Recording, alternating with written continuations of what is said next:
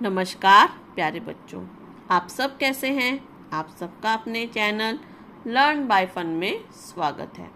आज की इस वीडियो में हम कक्षा 6 वसंत भाग 1 पाठ नंबर 15 है, जिसका शीर्षक है नौकर और जिसे लिखा गया है अनु बंदोपाध्याय जी द्वारा।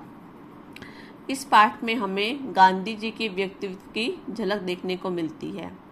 इस पाठ में बताया गया है कि गांधी जी इतने बड़े पोस्ट पे यानी कि वकालत या जो बैरिस्टर काम करते थे, पद पर काम करने के बाद भी, हजारों रुपए कमाने के बाद भी वो छोटे से छोटा काम भी, मामूली काम भी, जिसे हम आजकल नौकर चाकर से करवा लेते हैं, वो काम वो खुद करते थे। चाहे वो आटा पीसने से लेकर बर्तन धोना, कपड़े धोना, खाना परोसना, खाना बनाना, शौचालय की सफाई, वो किसी भी काम को छोटा नहीं समझते थे। वो कहते थे कि श्रम करने में या मेहनत करने में हमें मेहनत करने में संकोच नहीं करना चाहिए, हमें बल्कि खुद अपना काम करना चाहिए और कभी दूसरों के ऊपर निर्भर नहीं होना चाहिए और दूसरों की सहायता के लिए हमेशा तैयार रहना चाहिए। चलिए पाठ की शुरुआत करते हैं। आश्रम में गांधी कई ऐसे भी काम करते थे जिन्हें आमतौर पर नौकर चाकर करते हैं। देखा बच्चों, आमतौर पर नौकर चाकर जैसे कि साफ सफाई करना, गेहूं बीनना, आटा पिसवाना, साफ सफाई करना, तो इस तरह काम नौकर चाकर करते हैं। लेकिन गांधी जी वो काम खुद ही करते थे। जिस जमाने में वे बैरिस्टर से हजारों रुपए कमाते थे, इतनी बड़ी पोस्ट पे काम करने के बाद भी, जबकि वो लाखों रुपए अर्न कर रहे हैं, उनकी इनकम अच्छी है, फिर भी वो खुद ही सारे काम करते थे। उस समय भी वे प्रतिदिन सुबह अपने हाथ से चक्की पर आटा पीसा करते थे। उनका एक रूटीन था कि वो सुबह जल्दी उठ जाते थे, 3 बजे 4 बजे, और वो रात को जल्दी सो जाते थे। तो वो उस समय, जबकि वो मतलब 25 साल के होंगे, तो उस समय भी वो प्रतिदिन सुबह अपने हाथ से चक्की पर आटा पीसा करते थे। चक्की चलाने में कस्तूरबा कौन है? उनकी वाइफ, उनकी धर्मपत्नी और उनके लड़के यानी कि उनके बच्चे भी हाथ बटाते थे। इस प्रकार घर में रोटी बनाने के लिए महीन या मोटा आटा वे खुद पीस लेते थे। तो गांधी जी है वो आटा पीस, जैसे हम लोग हैं वो आटा पीसने के लिए हम चक्की पर लेके जाते हैं कनक यानी कि गेहूं को, लेकिन जो गांधी जी है वो खुद ही चक्की से आटा पीस लेते थे। महीन मतलब बारीक, मोटा, जैसे भी उनको पसंद था, मोटा या बारीक, वो खुद पीस लेते थे। साबरमती आश्रम में भी गांधी ने पिसाई का काम जारी रखा। बच्चों, आप मुझे कमेंट सेक्शन में बताना कि साबरमती आश्रम कहाँ पर है। वह चक्की को ठीक करने में भी कभी कभी घंटों मेहनत करती थी। अगर किसी कारण की वजह से चक्की खराब हो जाती थी तो वो खुद ही उसको ठीक करने के लिए घंटों मेहनत करते थे। एक बार एक कार्यकर्ता ने कहा, कार्यकर्ता कौन होता है? जो वहां पर आश्रम में काम करते हैं, कि आश्रम में आटा कम पड़ गया है। आटा पिसवाने में हाथ बटाने के लिए गांधी फौरन उठकर खड़े हो गई। देखा बच्चों, जब कार्यकर्ता ने कहा कि आटा कम पड़ गया है तो फटाफट से सारा काम छोड़ के गेहूं पीसने के लिए तैयार हो गई। वो हमेशा दूसरों की मदद करने के लिए तैयार रहते थे। गेहूं पीसने से पहले उसे बीन कर साफ करने पर वह जोर देते थे। मतलब बीन का मतलब उसमें से कंकड़ छांटना। जैसे कि आपने घर पे देखा होगा कि जो आपकी मम्मा है वो चावल या दाल बनाने से पहले उनको अच्छे से साफ करती है कि इसमें कोई कंकड़ है या नहीं है। कौपिनधारी, इस महान व्यक्ति को अनाज बीनते देख कर उनसे मिलने वाले लोग हैरत में पड़ जाते थे। कौपिनधारी क्या होते हैं? जो सन्यासी लोग होते हैं, जो मतलब लंगोट जो पहनते हैं, उनको हम बोलते हैं कौपिनधारी। कौपिनधारी इस मतलब जो सन्यासी टाइप इंसान होते हैं, इस महान व्यक्ति मतलब गांधी जी को अनाज बीनते देखकर यानी कि अनाज के दानों को साफ करते देखकर उनसे मिलने वाले लोग हैरत यानी कि आश्चर्य पड़ जाने की वो हैरान हो जाते थे। बाहरी लोगों के सामने शारीरिक मेहनत का काम करते गांधी को शर्म नहीं लगती थी, यानी कि वो कभी भी इस काम को लेकर अपने आप को शर्मिंदा महसूस नहीं करते थे कि मैं अपना काम स्वयं खुद से करता हूँ, कि बाहर वाले लोग मेरे बारे में क्या सोचेंगे, कि मैं वकालत की पोस्ट पर हूँ, बैरिस्टर हूँ, और फिर भी मैं छोटे छोटे काम जो कि आमतौर पर नौकर चाकर करते हैं मैं खुद ही कर लेता हूँ। तो उनको इस चीज़ में शर्म नहीं आती थी, लज्जा नहीं आती थी, क्योंकि उनका मानना था कि हमें स्वावलंबी होना चाहिए, आत्मनिर्भर होना चाहिए, हमें अपने काम के लिए कभी दूसरों को कष्ट नहीं देना चाहिए। एक बार उनके पास कॉलेज के कई छात्र मिलने आए। उनको अंग्रेजी भाषा के अपने ज्ञान का बड़ा गर्व था। जो कॉलेज की जो कई स्टूडेंट्स थे उनसे मिलने के आए, तो उनको लगा कि हमें ही इंग्लिश लैंग्वेज आती है, उनको इस बात का घमंड था। गांधी से बातचीत के अंत में वे बोले, बापू, यदि मैं आपकी कोई सेवा कर सकूं तो कृपया मुझे अवश्य बताएं। उन्हें आशा थी कि बापू उन्हें कुछ लिखने पढ़ने का काम देंगे। जो छात्र थे उनको लगा कि गांधी जी उन्होंने उनसे अंग्रेजी में बात की थी। जो छात्र थे उन्होंने गांधी जी से अंग्रेजी में बात की थी, तो उन्होंने कहा कि अगर हमारे लिए कोई सेवा हो तो हमें जरूर बताना। तो उन्हें ये था कि जो गांधी जी हमें पढ़ने लिखने का काम देंगे, क्योंकि उनको लगा कि हमने उनको इम्प्रेस कर लिया अपनी लैंग्वेज के जरिए। गांधी ने उनके मन की बात ताड़ ली मतलब जान गए, और बोले, अगर आपके पास समय हो तो इस थाली की गेहूं बीन डालिए। आगंतुक यानी कि जो मेहमान बड़ी मुश्किल में पड़ गए, लेकिन अब तो कोई चारा नहीं था। 1 घंटे तक गेहूं बीनने के बाद वह थक गए और गांधी से विदा मांगकर चल दिए। कुछ वर्षों तक गांधी ने आश्रम के भंडार का काम संभालने में मदद की। सवेरे की प्रार्थना के बाद वे रसोई घर में जाकर सब्जियां छीलते थे। तो कुछ वर्षों तक, कई सालों तक उन्होंने क्या किया था, जो आश्रम था जिसमें वो रहते थे उनके भंडार यानी कि जो भंडारण होता है, एक स्टोरेज हाउस होता है एक तरह का, उसका काम संभालने में मदद की। सवेरे की प्रार्थना यानी कि वो जो सवेरे जो भगवान की प्रार्थना करते थे उसके बाद रसोई घर में जाकर सब्जियां छीलते थे। रसोई घर या भंडारे में अगर वे कहीं गंदगी या मकड़ी का जाला देख पाते थे तो साथियों को आड़े हाथों लेते। जो गांधी जी उनको साफ सफाई का बहुत शौक था, वो अपने आसपास स्वच्छता रखते थे। और उन्होंने हमारे देश में जो हमारे मुख्य प्रधानमंत्री जी नरेंद्र मोदी, उन्होंने गांधी जी के स्वच्छता अभियान का मतलब स्टार्ट किया था, और उन्होंने भी सफाई के ऊपर पूरा ध्यान दिया है और हमें भी सफाई करने के लिए प्रेरित करते हैं। तो जो महात्मा गांधी जी, उन्हें साफ सफाई का बहुत शौक था। जब वो रसोई में कोई गंदगी देखते थे या मकड़ी का जाला देखते थे तो जो वहां पे कार्य करने वाले कार्यकर्ता थे उनको बहुत गुस्सा करते थे। उन्हें सब्जी, फल और अनाज के पौष्टिक गुणों का ज्ञान था, क्योंकि गांधी जी पढ़े लिखे थे, तो उन्हें पता था कि सब्जी में, फल में और कौन सी सब्जी में कौन से पौष्टिक गुण हैं, कौन सी सब्जी में कौन से विटामिन हैं, मिनरल्स हैं, उनको इन चीज की अच्छी नॉलेज थी। एक बार एक आश्रमवासी ने बिना धोए आलू काट दिए। गांधी जी ने उसे समझाया कि आलू नींबू को बिना धोए नहीं काटना चाहिए। एक बार एक आश्रमवासी को कुछ ऐसे केले दिए गए जिनके छिलके पर काले चकत्ते पड़ गए थे। तो जो गांधी जी थे, तो एक आश्रमवासी था जो वहां पर रहते था, उसको किसी ने ऐसे केले दिए जिन पर काले काले धब्बे पड़ गए। बच्चों, जैसे आप घर पे केले लाते हो, अगर 2-3 दिन तक आप उनको यूज नहीं कर रहे हो, नहीं खा रहे, तो वो काले काले पड़ने शुरू हो जाएंगे और हमें लगता है कि केला खराब हो गया है। तो जो कार्यकर्ता था, जो आश्रम में रहता था, उसको बहुत बुरा लगा कि मुझे सड़े हुए केले दे दिए। तब गांधी जी ने उसे समझाया कि जल्दी पच जाते हैं और तुम्हें खासतौर पर इसलिए दिए गए हैं कि तुम्हारा हाजमा कमजोर है। अब गांधी जी उनको इस चीज की अच्छी नॉलेज थी, हेल्थ के बारे में भी उनको अच्छा ज्ञान था, तो उन्होंने कहा कि इसमें बुरा मानने की जरूरत नहीं है, आपको ये केले इसलिए दिए गए हैं कि आपका जो हाजमा है, आपका जो डाइजेस्टिव सिस्टम है, वो क्या है, कमजोर है, और ये केले आपको जल्दी पच जाएंगी। गांधी आश्रम वासियों को अक्सर स्वयं भोजन परोसते थे, इस कारण वे बेचारे बेस्वाद उबली हुई सब चीजों के विरुद्ध कुछ कह भी नहीं पाते थे। जो गांधी जी थे वो आश्रम में खाना खुद बनाते थे और खुद उनको खाना परोसते भी थे। जो आश्रम के जो कार्यकर्ता थे जो वहां पर रहते थे, उनको वो अपने हाथों से खाना परोसते थे और उनको मजबूरन वो खाना खाना पड़ता था, क्योंकि खाना सिर्फ उबला हुआ होता था, तो फिर जो नमक, तेल, मसाले थे वो ना के बराबर होते थे। क्योंकि जो गांधी जी है वो सादा जीवन, उच्च विचार को महत्व देते थे। उनके हिसाब से हमें सात्विक आहार करना चाहिए जिससे हमारा स्वास्थ्य ठीक रहे। दक्षिण अफ्रीका की एक जेल में वे सैकड़ों कैदियों को दिन में 2 बार भोजन परोसने का कार्य भी कर चुके थे। आश्रम का एक नियम यह था कि सब लोग अपने बर्तन खुद साफ करें। जो आश्रम था वहां पर एक नियम था कि जो लोग खाना खाएगा वो अपना बर्तन खुद साफ करेगा।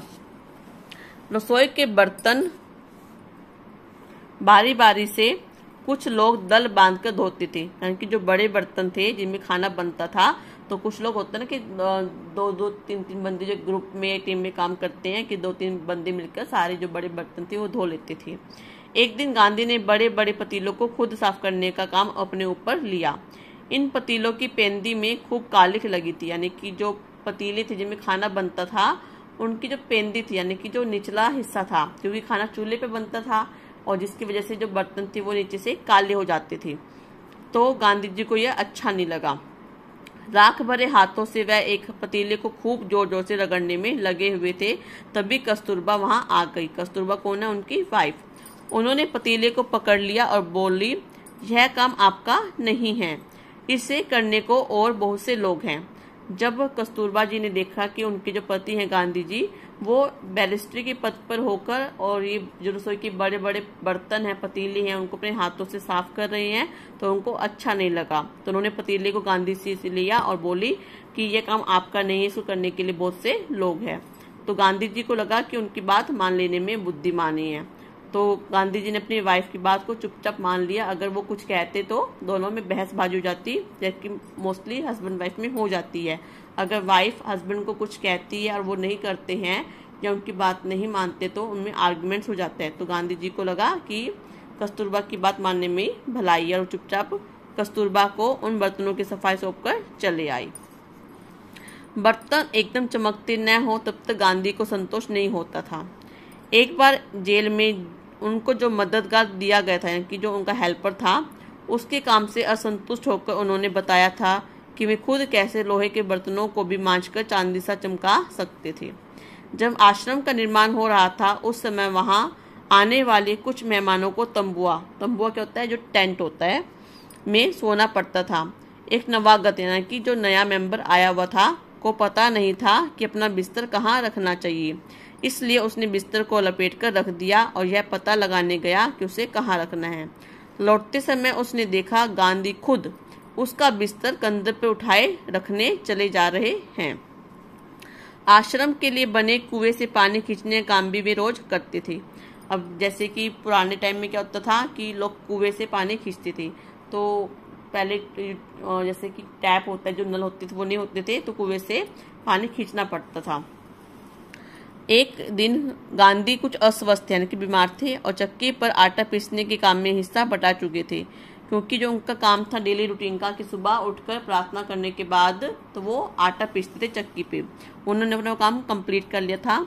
उनके एक साथी ने उन्हें थकावट से बचाने के लिए अन्य आश्रम वासियों की सहायता से सभी बड़े छोटे बर्तनों में पानी भर डाला। जो उनका एक साथी था, उन्हें पता चला कि गांधी जी की तबीयत कुछ खराब है, तो उन्होंने उनकी हेल्प करने के पर्पज से अन्य जो आश्रम वासी थे उनकी हेल्प ली और जितने भी रसोई के छोटे बड़े बर्तन सब में पानी भर दिया। लेकिन गांधी जी को यह बात पसंद नहीं आई, मन में कुछ ठेस लगी, उनको बुरा लगा। उन्होंने बच्चों के नहाने का एक टब उठा लिया और कुएं से उसमें पानी भरकर टब को सिर पर रखकर आश्रम में ले आए। बेचारे कार्यकर्ताओं को बहुत पछतावा हुआ। तो गांधी जी की जो एक साथी थे, जब उनको पता चला कि उनकी तबीयत खराब है, तो उन्होंने क्या किया, अन्य हेल्पर्स लिए और वो जितने भी रसोई के छोटे बड़े बर्तन थे पानी उनमें भर दिया। जब गांधी जी को पता चला तो उनको बहुत बुरा लगा और उन्होंने क्या किया, बच्चों के नहाने का एक टब लिया, सर पे रखा और वो पानी भरने कुएं पे चले गए और पानी भरने के बाद फिर वापस आए। जब ये कार्यकर्ता ने उन्हें देखा तो उन्हें बड़ा पछतावा कि हमें उनकी हेल्प नहीं करनी चाहिए थी। शरीर से जब तक बिल्कुल लाचारी ना हो, लाचारी मतलब जब वो काम करने लायक ना हो या बीमारी हो, तब तक गांधी को यह बात बिल्कुल पसंद नहीं थी। महात्मा या बूढ़े होने के कारण उनको अपने हिस्से का दैनिक शारीरिक श्रम न करना पड़े। तो गांधी जी का मानना क्या था कि उनकी एक पॉलिसी थी, उनका एक नियम था या उनका एक सिद्धांत आप बोल सकते हैं कि आराम हराम है। वो कभी भी किसी काम को छोटा नहीं समझते थे, वो सोचते थे कि हमें हर काम करना चाहिए जो हमारी जरूरत का है।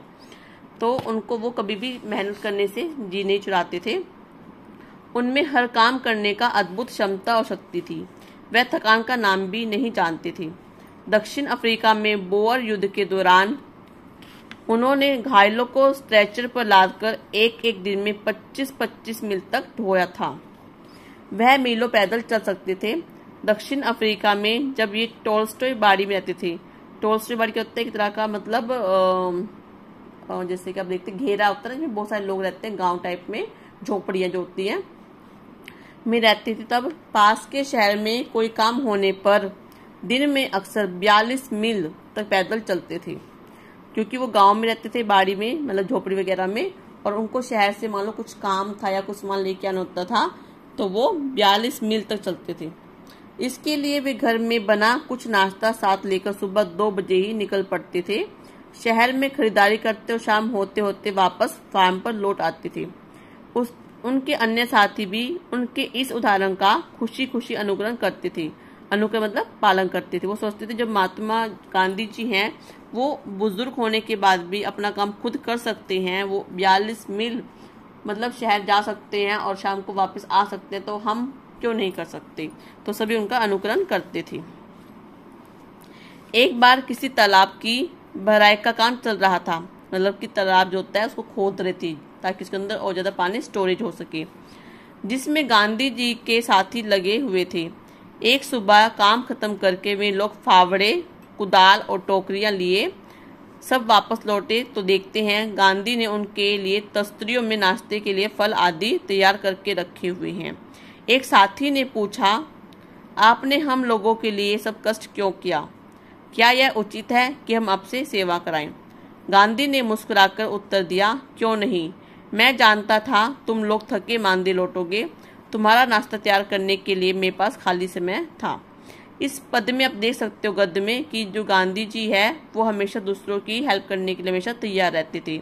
जो श्रमिक थे, जो कार्यकर्ता थे, जो तालाब की भराई का काम कर रहे थे, जब वो वापस आए तो गांधी जी को लगा कि वो बहुत थके होंगे और उनके लिए उन्होंने सुबह मॉर्निंग के ब्रेकफास्ट की तैयारी कर दी थी। दक्षिण अफ्रीका में रहने वाले भारतीयों के जाने माने नेता के रूप में गांधी भारतीय प्रवासियों की मांगों को ब्रिटिश सरकार के सामने रखने के लिए बार लंदन गए। वहां उन्हें भारतीय छात्रों ने शाकाहारी भोज में निमंत्रित किया। छात्रों ने इस अवसर के लिए स्वयं ही शाकाहारी भोज तैयार करने का निश्चय किया था। तीसरे पहर 2 बजे एक दुबला पतला छरहरा आदमी आकर उनमें शामिल हो गया और तस्तरियां धोने, सब्जी साफ करने और अन्य छुटपुट क्या होता है, छोटे मोटे काम करने में उनकी मदद करने लगा। बाद में छात्रों का नेता वहां आया तो क्या देखता है कि वह दुबला पतला आदमी और कोई नहीं, उस शाम को भोज में निमंत्रित उनके सम्मानित अतिथि गांधी थी। अब जो दक्षिण अफ्रीका में जब गांधी जी गए एज अ रिप्रेजेंटेटिव लंदन में उनकी मांग मतलब भारतीयों की डिमांड रखने, तो जो वहाँ के जो छात्र थे उन्होंने as a chief guest Gandhi ji को शाकाहारी भोजन पर निमंत्रित किया, शाकाहारी भोज पे। तो जो गांधी जी है वो होता है ना कि चीफ गेस्ट जब आते हैं तो बन ठन के बड़ी बड़ी गाड़ियों में आते हैं, तो और टाइम से लेट आते हैं जो टाइम गिवन था। लेकिन जो गांधी जी थे वो बिल्कुल सिंपल गए और टाइम से पहले वहाँ पे पहुँच गए और उन लोगों की हेल्प करी। जो छात्रों का नेता था जिन्होंने गांधी जी को देख रखा था, जब उन्होंने देखा तो ये गांधी जी की वहाँ पे हेल्प कर रहे हैं तो उनको बड़ा आश्चर्य हुआ कि वह दुबला पतला आदमी कोई और नहीं गांधी जी हैं, जिन्हें वो एज अ चीफ गेस्ट उन्होंने उनको निमंत्रण दिया था। गांधी दूसरों से काम लेने में बहुत सख्त थे, लेकिन अपने लिए दूसरों से काम कराना उन्हें नापसंद था। एक बार एक राजनीतिक सम्मेलन में गांधी जब अपने डेरे पर लौटे तो रात हो गई थी। सोने से पहले वे अपने कमरे को फर्श बुआर कर रहे थे। बुआर मतलब झाड़ू लगा रहे थे। उस समय रात के 10 बजे थे। एक कार्यकर्ता ने दौड़कर गांधी के हाथ से बुआरी ले ली। बुआरी मतलब झाड़ू। जब गांधी गांव का दौरा कर रहे होते उस समय रात को यदि लिखते समय लालटेन का तेल खत्म हो जाता तो वे चंद्रमा की रोशनी में ही पत्र पूरा कर लेना ज्यादा पसंद करते थे। लेकिन सोते हुए अन्य अपने किसी थके साथी को नहीं जगाते थे। उनका ये बहुत अच्छा नियम था कि वो अपना काम खुद ही करते थे। अगर उनका कोई पर्सनली काम होता था तो और उनको लगता था कि ये काम अटक जाएगा, लेकिन वो ऐसा नहीं सोचते थे कि वो जैसे लालटेन का तेल खत्म हो गया और उनको अपना लेटर कंप्लीट करना था तो उन्होंने अपने किसी अन्य साथी को नहीं जगाया कि क्योंकि उनकी नींद खराब हो जाएगी, उनके आराम में बाधा होगी। तो उन्होंने चांदनी रात में वो लेटर कंप्लीट कर लिया। नोआखाली पद यात्रा के समय गांधी ने अपने शिविर में केवल 2 आदमियों को ही रहने की अनुमति दी। इन दोनों को यह नहीं मालूम था कि खाकरा कैसे बनाया जाता है। खाकरा क्या एक गुजराती डिश है। इस पर गांधी स्वयं रसोई में जा बैठे और निपुण रसोई की तरह उन्होंने खाकरा बनाने की विधि बताई। उस समय गांधी की अवस्था 78 वर्ष की थी। बच्चों देखो, 78 वर्ष की उम्र में भी वो अपना काम खुद ही करते थे। गांधी को बच्चों से बहुत प्रेम था। अपने बच्चों के जन्म के 2 माह बाद उन्होंने कभी किसी दाई को बच्चे की देखभाल के लिए नहीं रखा।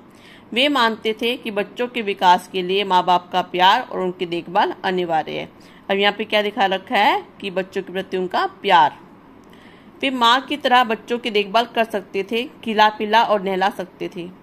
एक बार दक्षिण अफ्रीका में जेल से छूटने के बाद घर लौटने पर उन्होंने देखा कि उनके मित्र की पत्नी श्रीमती पोलक बहुत ही दुबली और कमजोर हो गई है। उनका बच्चा उनका दूध पीना छोड़ता नहीं था और वह उसका दूध छुड़ाने की कोशिश कर रही थी। जब वो दक्षिण अफ्रीका से जेल से घर वापस आए तो उन्होंने देखा कि उनके मित्र की पत्नी है श्रीमती पोलक, वो बहुत कमजोर हो गई है, क्योंकि वो अपने छोटे बेबी को, छोटे बच्चे को, जो कि बहुत छोटा है, आई थिंक साल 2 साल का, उसको वो फीड कराती है, उसको दूध पिलाती है, और बच्चा वो दूध नहीं छोड़ पा रहा, जिसकी वजह से उनके शरीर में कमजोरी आ गई है। बच्चा उन्हें चैन नहीं लेने देता था और रो रो कर उन्हें जगाए रखता था। गांधी जिस दिन लौटे उसी रात से उन्होंने बच्चे की देखभाल का काम अपने हाथों में ले लिया। सारे दिन बड़ी मेहनत करने, सभाओं में भाषण देने के बाद 4 मील पैदल चलकर गांधी कभी कभी रात को 1 बजे घर पहुंचते थे और बच्चे को श्रीमती पोलक के बिस्तर पर से उठाकर अपने बिस्तर पर लटा लेते थे। वह चारपाई के पास एक बर्तन में पानी भरकर रख लेते ताकि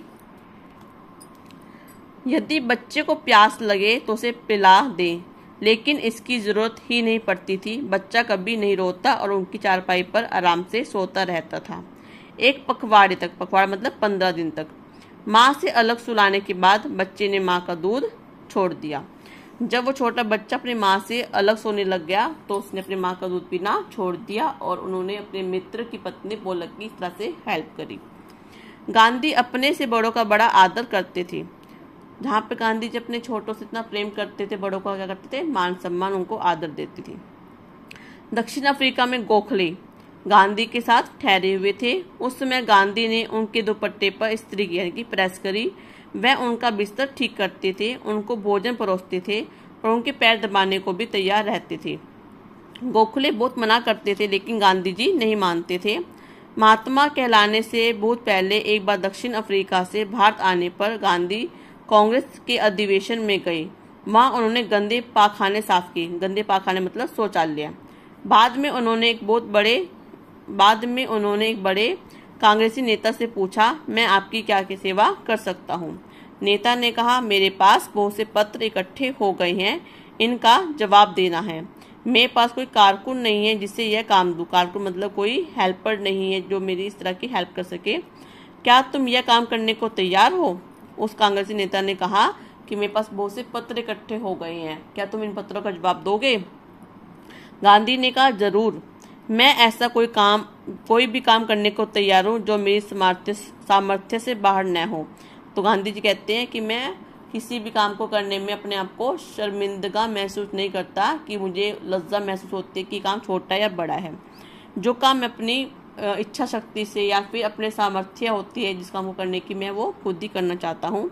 यह काम उन्होंने थोड़े ही समय में समाप्त कर डाला। इसके बाद उन्होंने उस नेता की कमीज के बटन आदि लगाने और उनकी अन्य सेवा का काम खुशी से किया। जब कभी आश्रम में किसी सहायक को रखने की आवश्यकता होती तब गांधी किसी हरिजन को रखने का आग्रह करते थे। हरिजन होते जो नीच जात होती है उनको बोलते हैं। उनका कहना था, नौकरों को हम वेतन भोगी मजदूर नहीं अपने भाई के समान मानना चाहिए। वेतन भोगी क्या होते हैं, जैसे हमने की जैसे मेड होती है उससे हम काम लेते बाद और क्या देते हैं, मजदूरी, यानी कि उनको सैलरी देते हैं, लेकिन उनको अपने फैमिली का मेंबर नहीं मानते। बोलते नहीं तो काम वाली है, इसके बर्तन अलग होंगे, ये हमारे बेड पे या बिस्तरों पे नहीं बैठेगी। लेकिन जो गांधी जी वो कहते थे कि नौकर हमारे वेतन भोगी मजदूर नहीं बल्कि हमारे भाई हैं। इसमें कुछ कठिनाई हो सकती है, कुछ चोरियां भी हो सकती हैं, फिर भी हमारी कोशिश सर्वथा निष्फल नहीं जाएगी। उन्हें यह मालूम ही न था कि किसी को नौकर की भांति कैसे रखें, क्योंकि गांधी जी ने कभी भी नौकर नहीं रखा, तो किसी आदमी को एज अ सर्वेंट कैसे ट्रीट करते हैं उनको नहीं पता था। एक बार भारत की जेल में उनके कई साथी कैदियों को उनकी सेवा टहल का काम सौंपा गया। एक आदमी उनके फल धोता या काटता, दूसरा बकरियों को धोता, तीसरा उनके निजी नौकर की तरह काम करता, चौथा उनके पाखाने की सफाई करता था। एक ब्राह्मण कैदी उनके बर्तन धोता था। 2 गोरे यूरोपियन प्रतिदिन उनकी चारपाई बाहर निकालते थे। एक बार जब महात्मा गांधी जी को जेल हो गई और भारत की जेल में बंद थे, तब उनकी हेल्प करने के लिए ये सब कैदी थे वो काम करते थे, उनकी सेवा करते थे।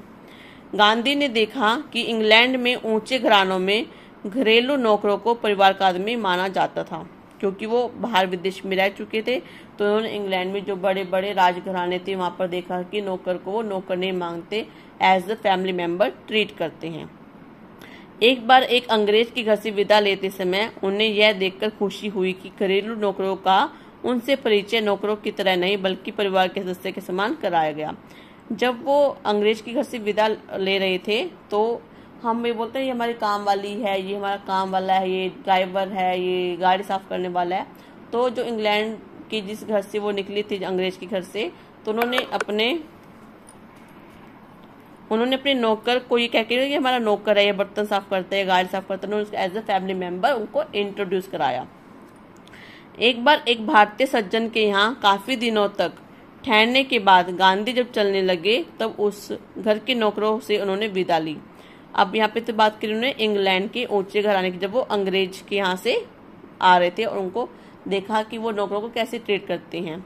अब यहाँ पे बात करें हम इंडिया की, जब वो इंडियन फैमिली से मतलब विदा लेके गांधी जी जब वहां से चलने लगे तब उस घर के नौकरों से उन्होंने विदा ली और कहा, मैं कभी किसी को अपना नौकर नहीं समझता, उसे भाई या बहन ही माना है और आप लोगों को भी मैं अपना भाई समझता हूँ।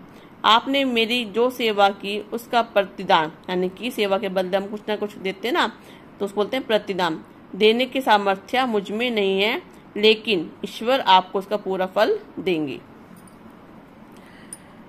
बच्चों ये थे हमारी वीडियो जिसमें हमने पढ़ा गांधी जी के महान व्यक्तित्व के बारे में, उनके जीवन के बारे में, उनका जीवन कैसा था, उनके विचार कैसे थे, वो सबको कैसे ट्रीट करते थे, अपने से छोटे को प्यार देते थे, अपने बड़ों का मान सम्मान करते थे और वो नौकर को नौकर नहीं समझते थे बल्कि परिवार का सदस्य समझते थे, अपने भाई या बहन की तरह समझते थे।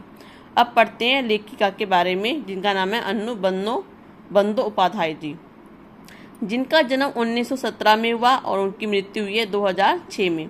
स्वतंत्रता आंदोलन के साथ साथ सामाजिक कार्यों में भी गांधी जी की अभिन्न सहयोगी रही। उन्होंने collected works of Mahatma Gandhi के संपादन के अलावा कस्तूरबा ट्रस्ट के साथ भी काम किया। बहुरूप गांधी में लेखिका ने गांधी जी की दिनचर्या के उन कार्यों को रोचकता से लिखा है जिन्हें गांधी जी खुशी से करते थे।